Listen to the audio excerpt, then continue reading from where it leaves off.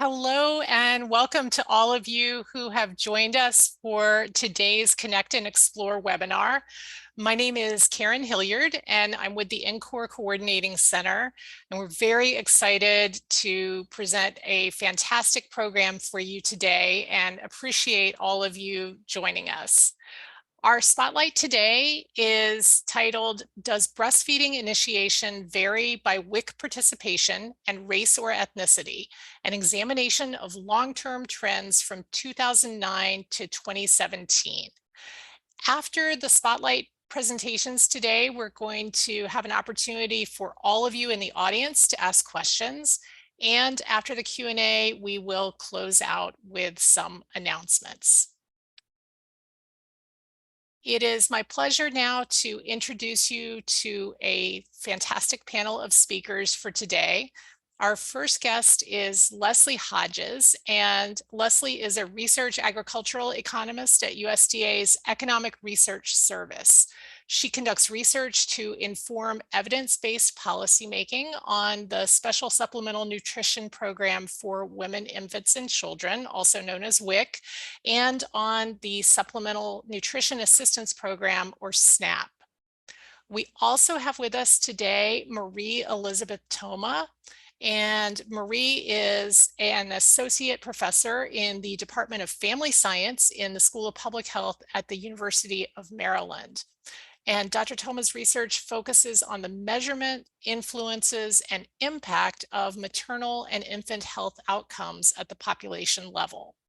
In this webinar, she will present research using birth certificate data on examining population-based trends in breastfeeding initiation by prenatal WIC use. She's also going to highlight uses of revised birth certificate data for examining population and policy-related breastfeeding initiatives.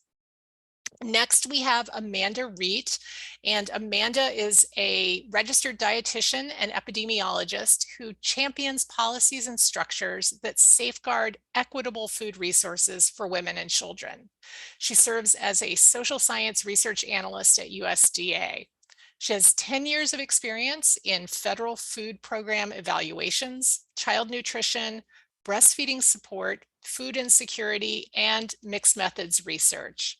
She's currently the contracting officer representative for the Infant and Toddler Feeding Practices Study Year 9 Extension and the WIC Participant and Program Characteristics Study. And finally, we have Joanne Guthrie, who will be joining us for the Q&A portion only. And Joanne is a senior research nutritionist in the Food Assistance Research Branch of the Food Economics Division of ERS. She began her federal service career as a student employee of USDA ARS Beltsville Agricultural Research Center. She holds a Master's of Public Health degree and a doctoral degree in human nutrition and has authored or co-authored numerous USDA publications and has published in peer-reviewed journals. So as I mentioned, we're going to have an opportunity at the end of the webinar for questions for our speakers. And if you have a question, you can write it using the Q&A feature on the bottom of the screen. If at any point during the webinar you need any kind of technical assistance, you can let us know in the chat box. And you're also free to make any comments that you want in the chat box, but please do put your your questions in the Q&A box if at all possible. If at any point you have trouble logging into the webinar or a colleague does, please email us at incor@fhi360.org and we'll try to work with you to resolve that problem.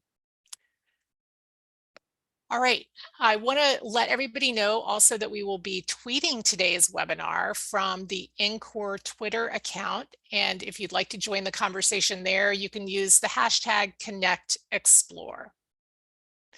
Now, to start off our webinar today, we wanted to learn a little bit more about all of you in the audience.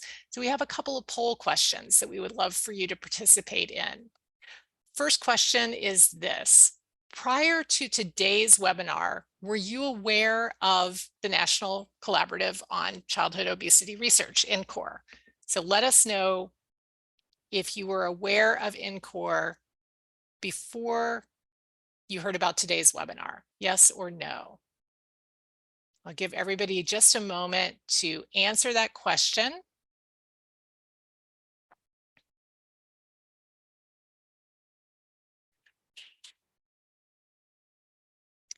And give you just one more moment. 3, 2, 1. And we can go ahead and see the results of that poll. Okay. So looks like about just over half of you were not familiar with NCORE before today's webinar. That's really exciting news. We're so glad that you're joining us and hope that you will become interested in much more of the work that NCORE is doing after today's webinar. But thank you also to all of you, the 44% or so who were familiar with NCORE prior to the webinar. We're glad to welcome you back if you've been to some of our previous programming. We have another poll question now, just to get to know a little more about everyone in the audience. And that is, how do you categorize your role as it relates to WIC? Are you a direct service provider? Are you part of program agency management, public policy, a researcher, a student? Is this just something of general interest to you or something else? And if it is something else, if you can write that in the chat, that would be great. I'll give everyone just a moment to respond to this question. I know some of you may fit into more than one category, so please choose the one that you think it represents most of how you spend your time or how you think about yourself. All right, and I see some answers in the chat as well. Community partner and direct service provider, partner agency, that sort of thing. So thank you for adding those in the chat. All right, let's go ahead and close out this poll. Hopefully everybody has had a chance to respond if one of those responses was applicable to you.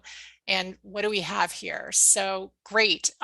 So I see that we really are divided all across the board here, with a number of you working, about a third of you almost, working in program agency management. About a quarter of the group are researchers, but we've also got some folks who are direct service providers, students, and who just have general interest in this topic. So it's great to see such a variety of people in the audience today. Thank you so much for answering those questions. And again, we hope to hear more from all of you in the Q&A. So, so please do, as you are listening to the speakers, go ahead and put your questions in there, and we will get to them at the end. All right. So now it is time for our spotlight, and I'd like to introduce to you our first two speakers for today's spotlight. First, we're going to hear from Leslie Hodges and then from Marie Toma. So Leslie, let me turn it over to you.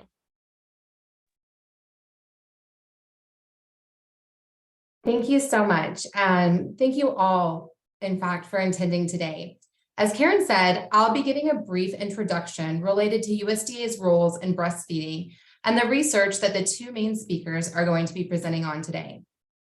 USDA promotes breastfeeding as the best source of infant nutrition. And two agencies within USDA, the Food and Nutrition Service and the Economic Research Service, play important roles in advancing these federal goals for breastfeeding promotion. The Food and Nutrition Service administers 15 domestic food and nutrition assistance programs, including the Special Supplemental Nutrition Program for women, infants, and children. Many of you are already familiar with WIC, and you know that in addition to offering healthy supplementary foods, WIC offers nutrition education to pregnant women, new mothers, and young children. Breastfeeding support is a critical component of WIC's nutrition education services. WIC state and local agencies are required by federal program regulations to create policies and procedures to ensure breastfeeding support is provided throughout the prenatal and postpartum period when mothers are most likely to need assistance. All WIC staff are trained to encourage breastfeeding and to provide the necessary support mothers and their infants need for success. The Office of Policy Support, a branch within FNS, conducts major evaluations of these food and nutrition assistance programs, including evaluations of WIC agencies' breastfeeding policies and practice. This research is guided by federal legislation, including the Healthy Hunger-Free Kids Act of 2010, which requires USDA to compile and publish breastfeeding performance measurements on an annual basis. FNS uses this information to monitor breastfeeding trends and to help identify exemplary performance of WIC state and local agencies in breastfeeding. And today we have Amanda Reed from FNS OPS to talk with us more about this work. ERS, another agency within USDA, is an independent statistical agency. ERS provides data and analysis on a wide range of economic issues related to food, agriculture, and nutrition. ERS conducts research on the economic impacts of breastfeeding, including its effects on maternal and child health, labor market outcomes, and medical costs. A 2019 ERS study estimated the effects that increased breastfeeding rates in WIC would have on costs to the WIC program, as well as to costs to Medicaid and to health-related costs that accrue to WIC households and health insurance providers. The study found that higher breastfeeding rates in WIC translate into cost savings, and this comes from a reduction in a variety of maternal and pediatric diseases. For maternal diseases, this includes diabetes, breast cancer, and hypertension. ERS researchers also collaborate with researchers at academic institutions, and the research being presented today by Marie Thoma on trends in breastfeeding initiation by prenatal WIC participation is a prime example of these types of collaborations.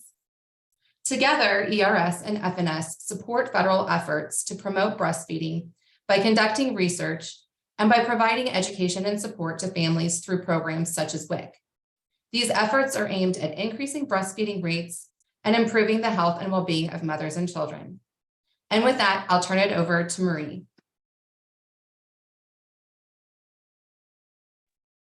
Hey, well, thank you, Leslie, for that informative background, and to NCORE for the opportunity to present our findings today, and to all of you for attending this webinar today. I will be presenting on, some of the work that we have done on breastfeeding initiation trends by WIC participation and race ethnicity using US birth certificate data. So next slide. So as we are well aware, evidence links breastfeeding to a number of health benefits for the mother and child, and breastfeeding is considered a primary prevention strategy for reducing infant mortality in the US.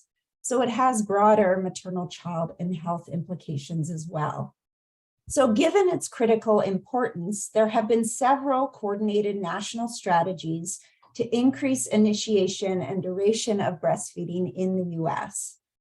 Many of these strategies started around 2010 with the Affordable Care Act, including 2 provisions to support breastfeeding in the workplace, one by ensuring employers provide time and space to breastfeed, and 2 for health insurance to cover the cost of breastfeeding supplies and services. Shortly after, in 2011, the US Surgeon General initiated a call to action to support breastfeeding, and the CDC included breastfeeding promotion in their Winnable Battles initiative. Around the same time, the USDA also updated rules governing WIC food packages to increase breastfeeding support among WIC participants. However, studies examining the impact of WIC food package changes on breastfeeding showed mixed findings in terms of benefit or no effect on breastfeeding. But these studies were also limited in that they either only had data for WIC populations without an appropriate comparison group to differentiate some of these breastfeeding patterns, or they only examined short-term changes in breastfeeding. Next slide. So given national interest in increasing breastfeeding rates, Healthy People 2020 also had a target goal to increase the proportion of infants who are ever breastfed in the US to 81.9%. And this goal was actually reached nationally in the US by 2014. However, not all groups, and particularly certain race ethnicity groups or those with lower SES, had necessarily attained this goal by that point. And we also know that statistics on breastfeeding trends and patterns are limited for certain race ethnicity groups, such as American Indian, Alaska Native, and particularly for those with lower SES, who we know are more likely to face barriers to breastfeeding. Also, the ability to examine more detailed demographic groups may in part be due to reliance on survey data with limited sample size to examine the intersection of income, race, ethnicity, and participation in programs such as WIC. So this brings me to the vital statistics data, which can provide a useful data source for examining more detailed subgroups and long-term trends. As national birth certificate data are provided annually and contain information on all registered births in the US. This data can also account for geographic variability and has information on obstetric and neonatal health factors that may also influence breastfeeding over time. So in 2003, the birth certificate was revised to include new data items. And the analysis that I will be presenting could not have been done without these revised data items on the birth certificate. So these items include prenatal WIC use of the mother, breastfeeding initiation at hospital discharge, and source of payment at delivery. However, the adoption of the revised birth certificates by all states took over 13 years. And if anyone has questions on the staggered implementation, I'm happy to answer in the Q&A. But essentially, data was not available on these revised data items until data year 2009, when 28 states had adopted the revised birth certificate. And in 2016 is when all states adopted the revised birth certificate. So there's national data on these revised items. Next slide. So given the interests and goals of USDA to promote breastfeeding as described by Leslie, and their interest in better understanding trends and changes in breastfeeding rates for WIC participants, our objective was to examine long-term trends in breastfeeding initiation by WIC participation and race ethnicity among women whose delivery was paid for by Medicaid. In this case, we were able to differentiate trends in breastfeeding among WIC participants as compared to a group who were eligible for WIC but had not enrolled in WIC during their pregnancy. Okay, so moving to methods, we used national birth certificate data from 2009 to 2017. And our analytic sample was term deliveries paid for by Medicaid from 24 states with revised birth certificate data items. Just as a quick aside, to be eligible for WIC, applicants must meet income guidelines, which is an income at or below 185% of the federal poverty guidelines, state residency requirements, and be individually determined to be at nutritional risk by a health professional. WIC applicants are automatically income eligible for WIC if they participate in other means tested assistance programs such as Medicaid, SNAP, or TANF. So because we didn't have information on income or other assistance programs, we used Medicaid payment at delivery to determine our eligible sample. The other reason for restricting to term births was that we wanted to remove any differential selection of those with preterm births who may have had less time to enroll in WIC or be exposed to the program during their pregnancy because they had shorter gestational age. For our study measures, we examined breastfeeding initiation on the birth certificate, and this information is instructed to come from hospital records. We also stratified by WIC participation and race ethnicity, which are self-reported by the mother at delivery. The birth certificate also contained a number of sociodemographic prenatal health and infant health characteristics that were used as covariates in our analysis.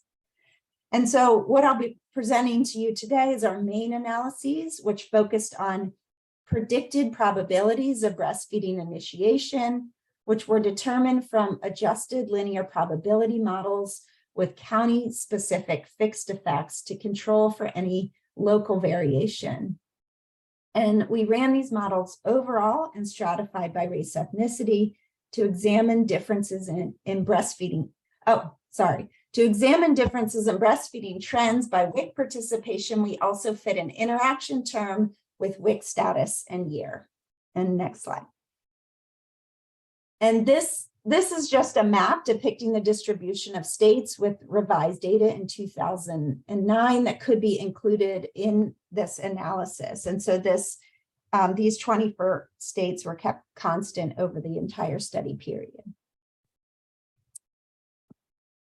Okay, so the main results focus on trends by WIC status. So here are the overall trends comparing WIC participants to WIC eligible non-participants. And this graph shows the predicted probabilities of breastfeeding initiation, adjusting for potential demographic, geographic, and obstetric factors that may have changed over time. So as you can see, the trends are pretty parallel. Rates of breastfeeding initiation increase in both groups and in a roughly parallel fashion. The beta coefficient shown here, and what I will also show in the other graphs, is the coefficient for the interaction term. So essentially, it's comparing the slopes of the trend line for WIC and non-WIC populations. So a positive beta coefficient means that the increase over time was slightly greater among WIC participants compared with non-participants. So given that we were looking at about 7 million births here, most differences will be significant. However, I want you to pay attention to the magnitude of the coefficient. So the closer it is to 0, the less of a difference in slopes or change over time between the groups. So in this case, the magnitude is rather small and close to 0, suggesting little difference in trend lines for WIC participants and non-participants.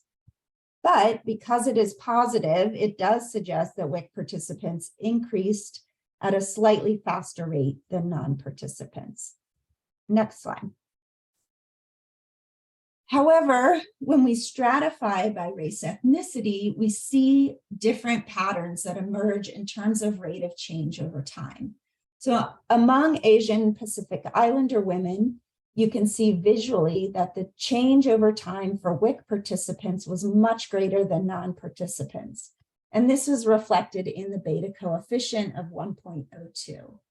So here we see that initially WIC participants started off lower, but then were comparable to non-participants by 2017. And then if you click it again, yep, thank you. We also see a slightly higher rate of increase for American Indian Alaska Native WIC participants.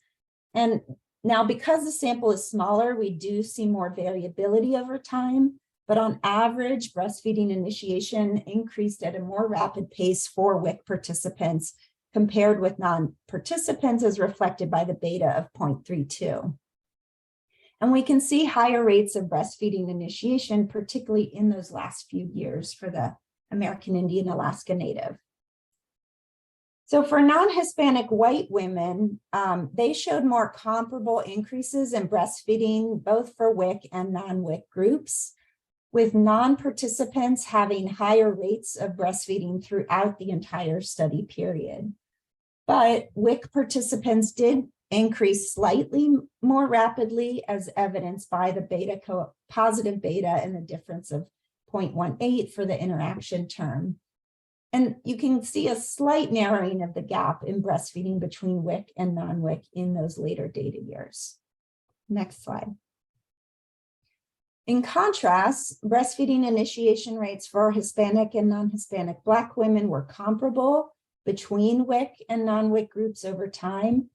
However, the negative beta coefficients indicate that the non-participants were actually increasing at a slightly higher rate compared with WIC participants.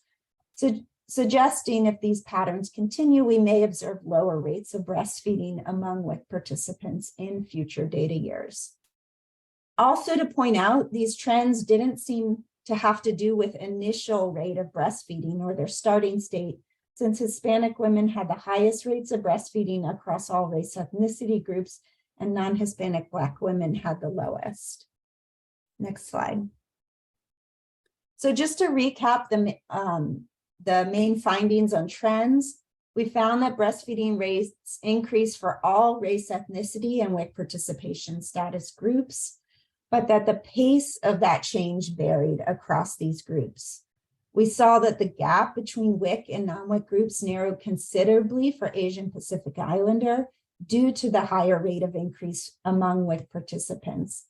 And we also saw higher rates of change among American Indian, Alaska Native WIC participants.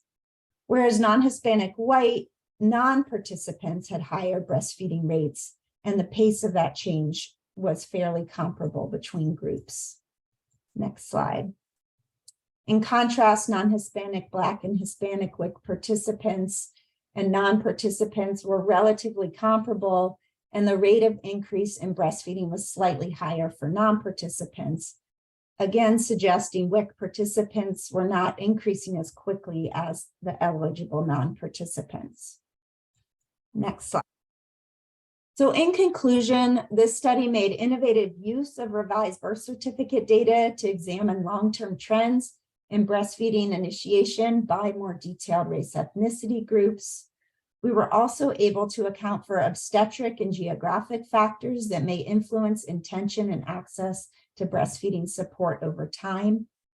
These findings can inform WIC and maternal child health efforts to promote breastfeeding for populations with low income and racialized groups who are often underrepresented in breastfeeding studies.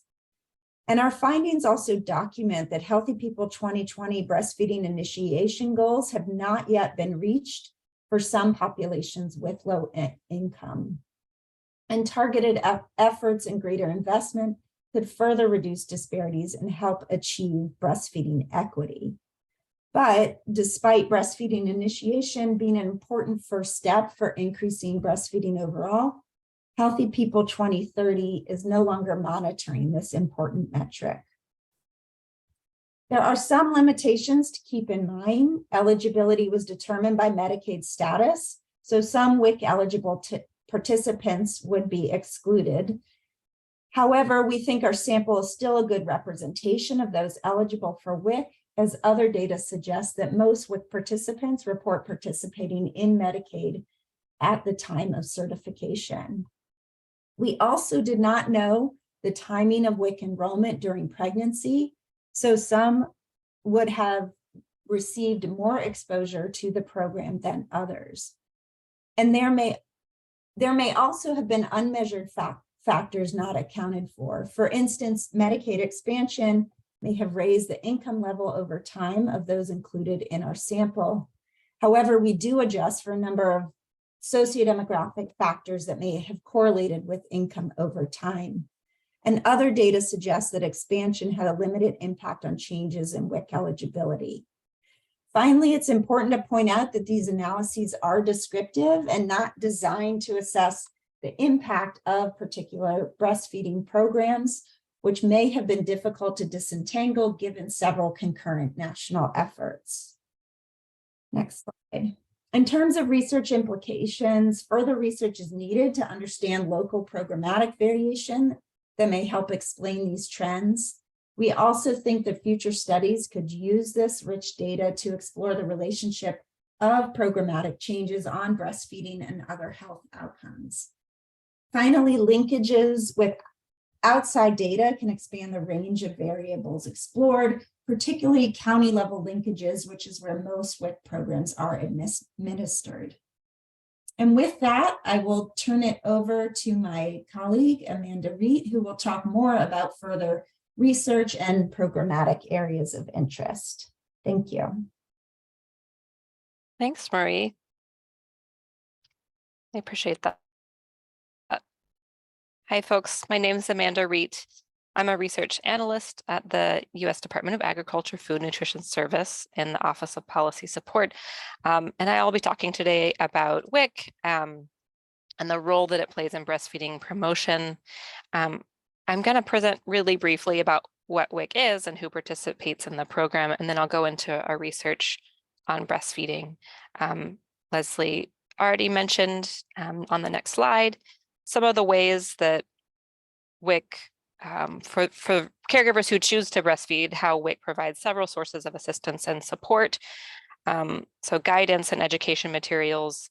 There's also a greater quantity and variety of foods in the food benefits packages, longer participation in the program, breast pumps and other breastfeeding aids, as well as trained staff who can guide participants through the process of breastfeeding. So to give some background on who WIC serves, I'm going to present some information from our WIC Participants and Program Characteristics Study, or WIC-PC for short. The study involves collecting routine basic demographic information, nutrition risk characteristics, as well as breastfeeding information that WIC state agencies obtain for each WIC participant during the enrollment, certification, or recertification processes. And the latest WIC-PC was conducted in 2020, and it showed us that there were about 7 million WIC participants with active certifications in April of 2020. And consistently, children make up the majority of WIC participants at about half, or 53%, and that's followed by infants who make up 24%, and then women who make up 22% of the program.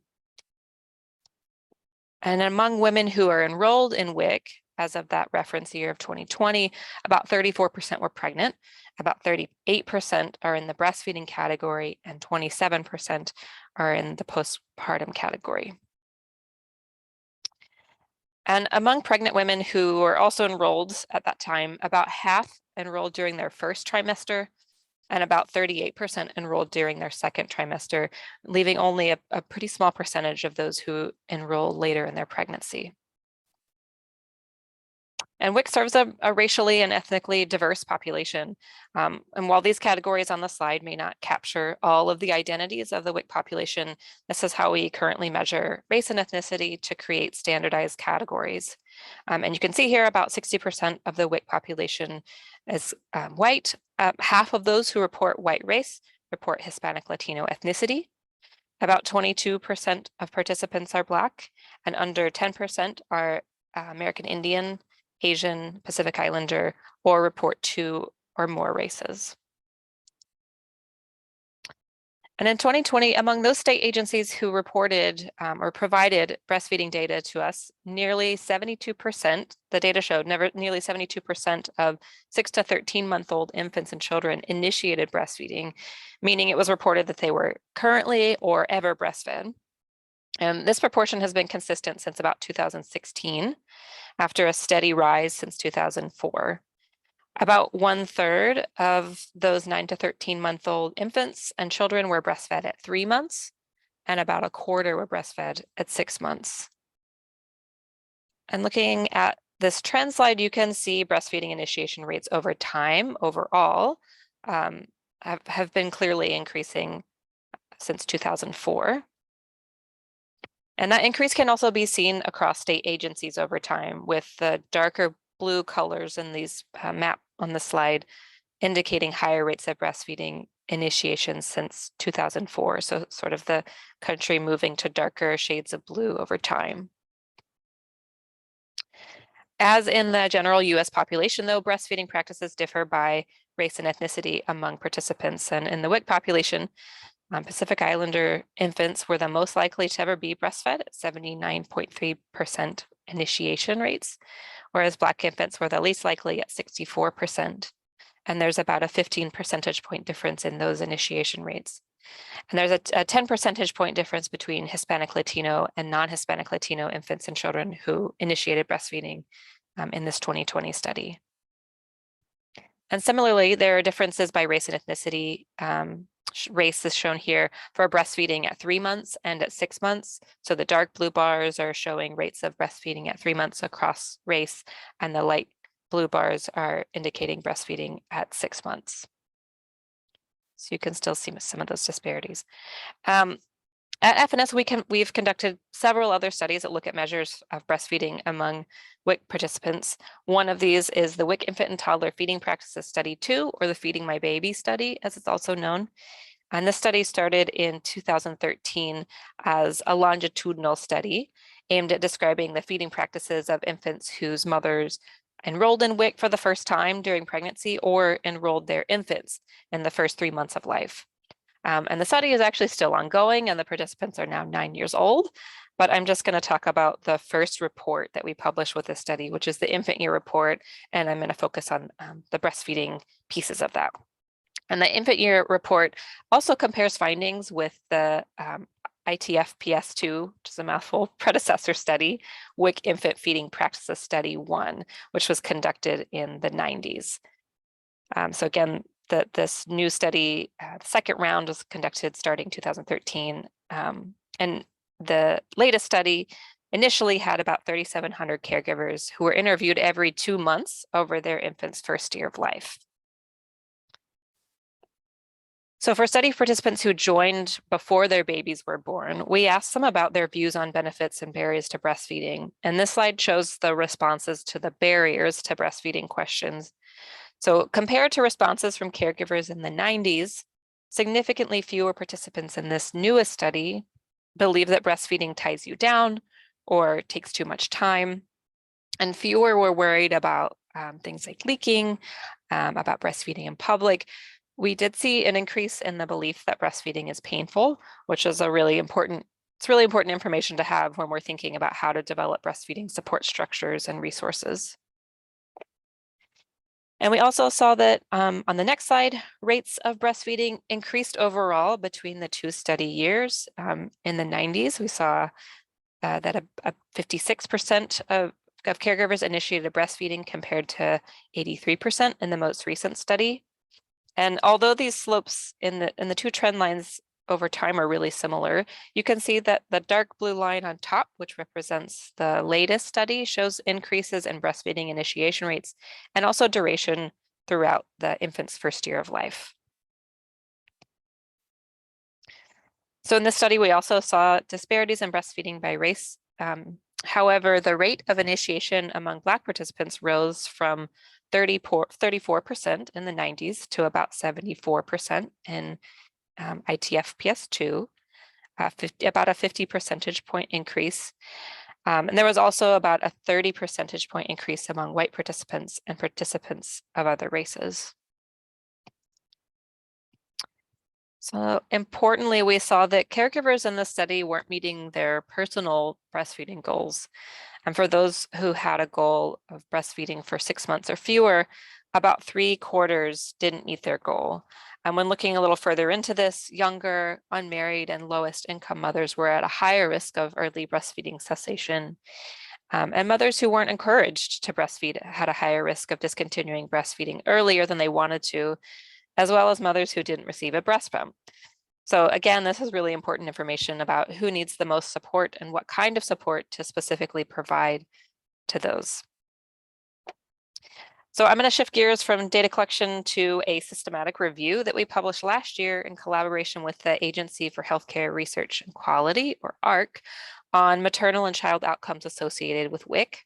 And I encourage you all to check this review out if you're interested in the topic. There's so much information about maternal pregnancy outcomes and maternal health outcomes, birth outcomes, diet quality, and a whole lot more.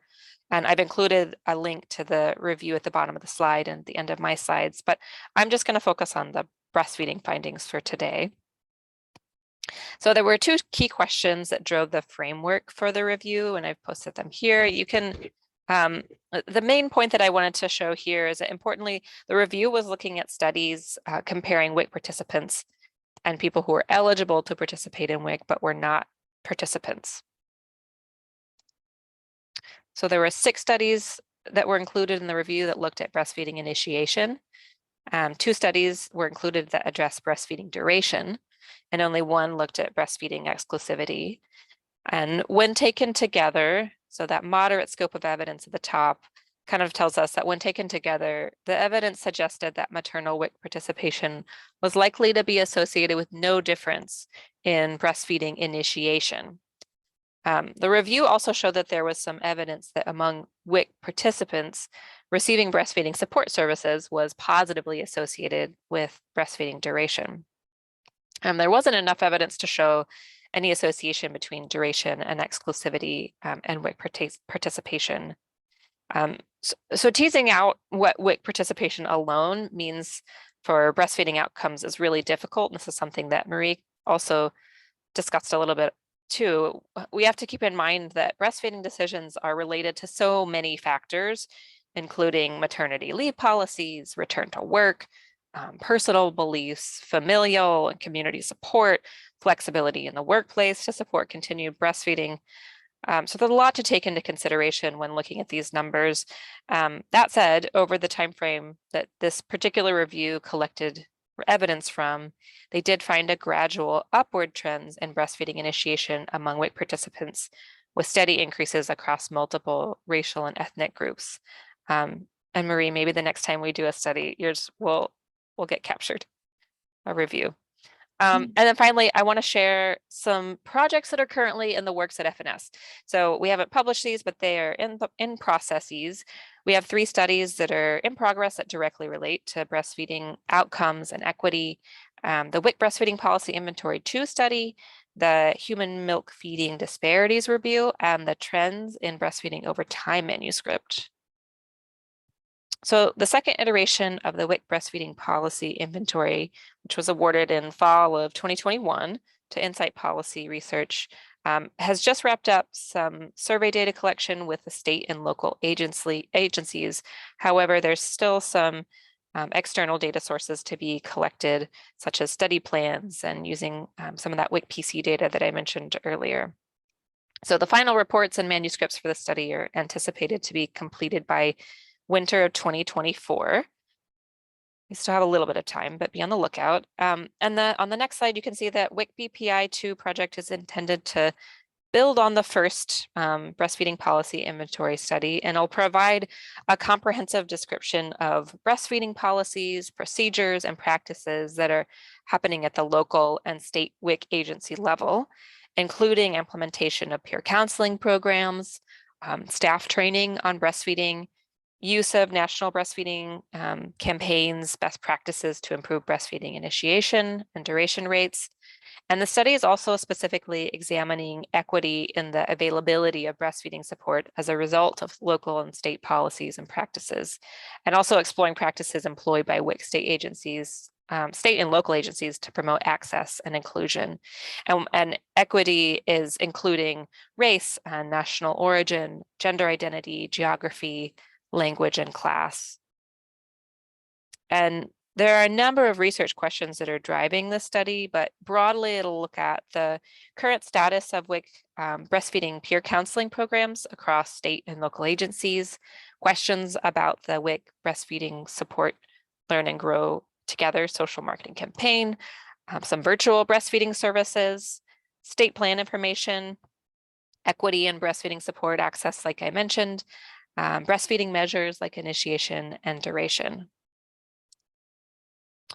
Another project that we're working on, also with Insight Policy Research, is a manuscript to explore the better understand racial and ethnic disparities in breastfeeding over time using historical data from WIC Participant and Program Characteristics Study, which has been ongoing since 1998. So we'll be using data from 1998 through 2020 to look at historical trends and changes over time in breastfeeding rates among WIC participants by race and ethnicity.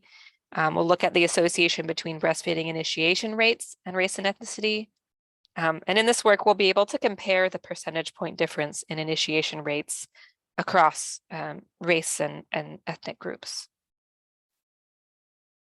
And then finally, we're working with our colleagues at the Center of Nutrition Policy and Promotion, Nutrition Evidence System Review within USDA, who are conducting a rapid literature review project to address 3 key questions that we prepared in collaboration with several USDA colleagues.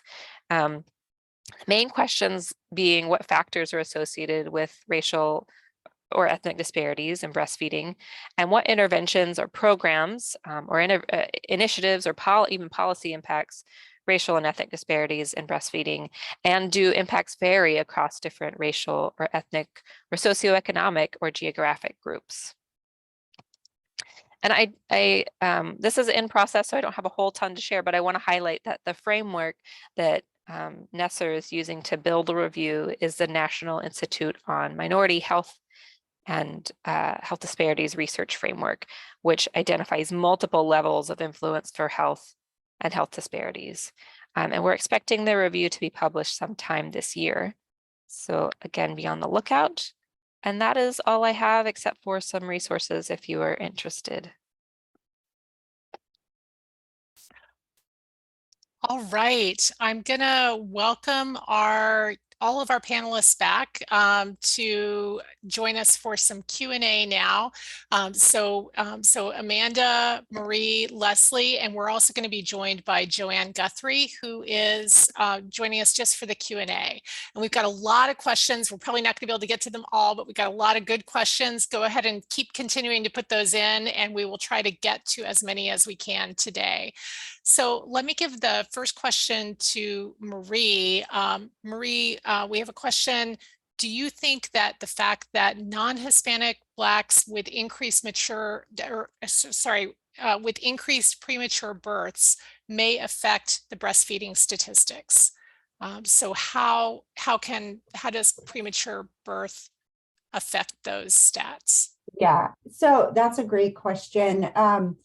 For our analysis, we restricted to term births for that reason, to make sure that wouldn't be a factor. We could have potentially also adjusted for gestational age. So in our analyses, we were trying to account for that, but it definitely, that is one factor that would affect breastfeeding rates. And given that we know there's changes over time in prematurity, we wanted to account for that and adjust for those things in our analysis as well. So in terms of like looking at differences and trends over time, that would be accounted for. But in our unadjusted, we did look at the unadjusted rates, and the patterns were similar in terms of trends, but the level would vary the breastfeeding initiation prevalence varied when we adjusted for those compared to the unadjusted. So it would factor in the unadjusted statistics, but not the adjusted, or we had tried to account for it in the adjusted. Okay, great. All right, so we have some other questions here. Several folks had questions to know a little bit more about the data. There's one for Amanda. Do you also know what % of folks in WIC are unknown/missing when it comes to the race ethnicity variable? Yeah, I just pulled up the WIC PC 2020 report to answer that question. So thanks for that question. The for at least this data that we collect with WIC PC, which is the census of WIC participants, in this data set, the percentage of missing or race not reported or ethnicity not reported is really low. Race not reported is less than 1%, and ethnicity not reported is also less than 1%. Okay. So we had some other questions also about the data. Actually, let me go to, I think, Marie with another question from a member of the audience about the influence of pumping. If exclusively pumping, do these numbers get counted within the breastfeeding data, or where would this fall? So the instructions for hospitals, although there's variation in how people complete this information, but the instruction is that it would be included. It's more receipt of breast milk at the hospital. Okay. And I wanted to add to the question, because in our data too, race missing on race was also very low. And I know for the final the national data file, they may do some imputation on race. I would have to double check on that, but missing is fairly low for race. It's higher for ethnicity. or Hispanic origin. And then I did just want to touch on the disaggregation of Asian and Pacific Islander. In the final data file, for the race variable, they group it together. However, and I think this has to do with some changes, even with the staggered implementation and revised data over time in terms of race ethnicity reporting, I think that probably I'd be more confident that in 2016, where we had national data on all revised data items, that we could disaggregate that. But because we were using earlier data, it was grouped together. Okay.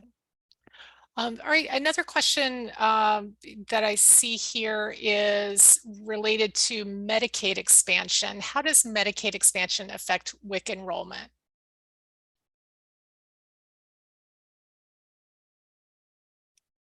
I'm happy to take that one. In short, it expands who is eligible, and I don't have clear data on enrollment though. So I would say it's expanding who is eligible. The data from WIC PC is a little bit difficult to tease out. Medicaid, kind of like what Marie was talking about with when WIC enrollment happened. We're not sure on the PC side when Medicaid enrollment happened, so how long they've been on Medicaid. So I'm not sure how it affects enrollment. I know it affects who is eligible. Leslie, do you have other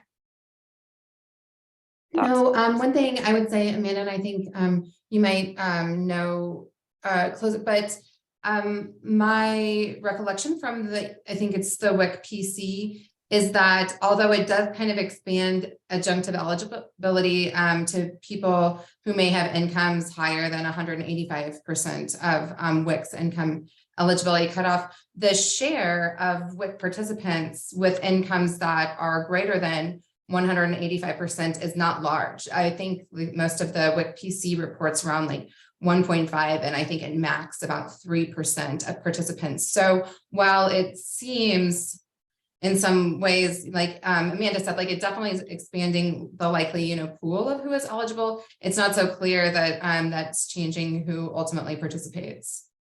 Yeah, that's right. It is a really small percentage of the WIC PC data that we see higher incomes above 185. That's right. Okay. Thanks. We've got just another minute left for Q&A. I don't know if there are any additional questions that might come into the Q&A box. One other question that we had was, what implications have you seen from the formula shortage on breastfeeding initiation?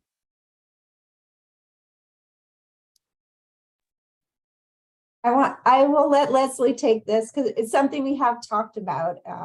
And so I think, Leslie, would you want to talk more about that? So we have some guidelines on, I think, talking about unpublished estimates. But what I would say is that for folks who are interested in that question and thinking on that, there are two publicly available data sources that I would recommend taking a look at. One of those is WIC data on the FNS website. So that data that is broken down into WIC participants at a monthly level and by state. And it differentiates between the number of infants who are receiving the fully breastfeeding, partially breastfeeding, and fully formula feeding food packages. And so if you look at that and the monthly variation, you may be able to glean some insights into how the shortage might have led to sort of some behavioral changes. I would say that the food packages probably don't map, the participants receiving the food packages might not map perfectly on to breastfeeding. So you can't assume that somebody receiving the fully formula feeding package, isn't breastfed at all. But and then the other one would be the Census's household pulse survey. So starting in September, questions were included in the household pulse survey about how families were affected by the formula shortage and how they responded. And so that's another, and when in the response, like how you responded, if you were affected, there's a series of questions that are a series of responses that people could have given. And one of them is increased breastfeeding. Okay, thank you so much for that. And we are actually out of time for Q&A. I want to say thank you to all of our speakers and presenters today. This has been a great panel, lots of good information, and we will look forward to people checking out those resources that you just mentioned and getting even more information from there. So thank you again. Wonderful program today. Now we have just a few announcements before we wrap up. We are very proud and eager here at NCORE to share our latest tool, which is the Economic Indicators Library. Public health practitioners, researchers, and their partners can use the Economic Indicators Library to understand and measure the benefits of activity-friendly communities and support community planning efforts. It includes features like how the indicators might be useful, limitations and considerations, and potential data sources where you can find measures of these indicators that you can use in planning, research, communication, or evaluation. And we've put a link in the chat.